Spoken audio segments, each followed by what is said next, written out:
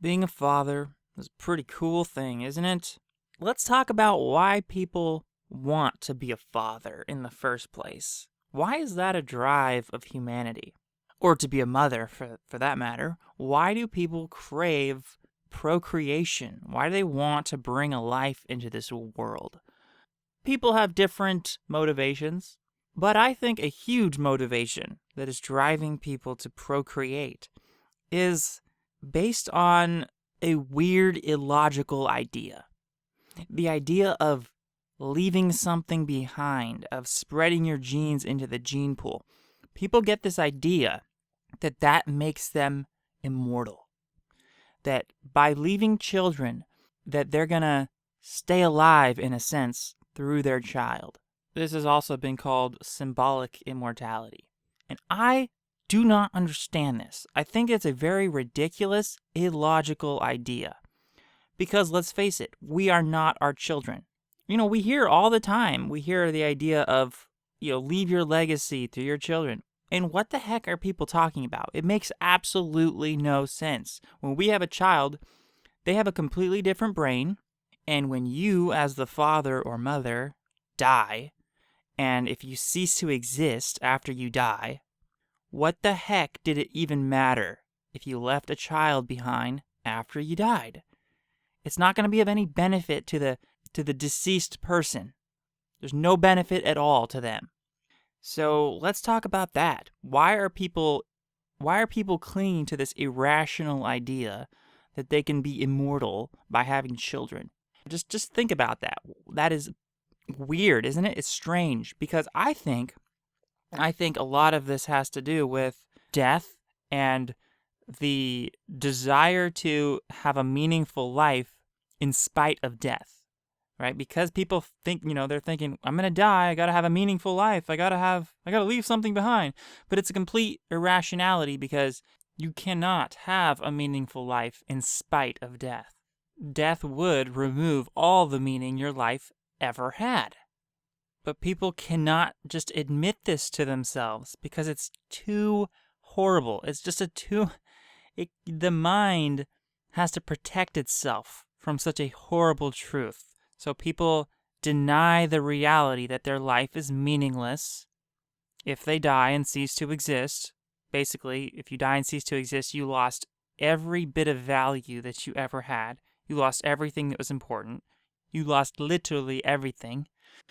What people do is they redefine immortality so that they feel like they already have it, right? They'll just say, I'm immortal. I'm going to redefine that word so that all that means really is that I had children and they're in the gene pool. So that's their immortality. They just redefine the word. What it is it's a fake replacement of what people would really want, which is real immortality, like living forever on this earth in a physical form. That is what is the real value. But because people think they can't have that, they come up with a substitution that is easy. It's easy to have a child. That's easy. It's a fake replacement designed to give people a false delusional comfort regarding their own death. I think it all comes down to death. That is what's driving people to procreate. I mean, on the surface, you could say, well, they enjoy the pleasure of having a child and that company and maybe that validation of having a child that loves you and there's that relationship and that bond and that can create pleasure.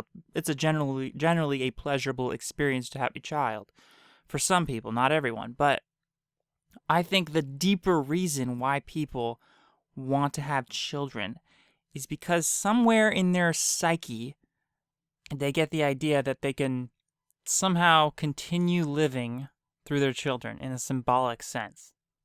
I think this is an important idea to destroy because there is no living through your children.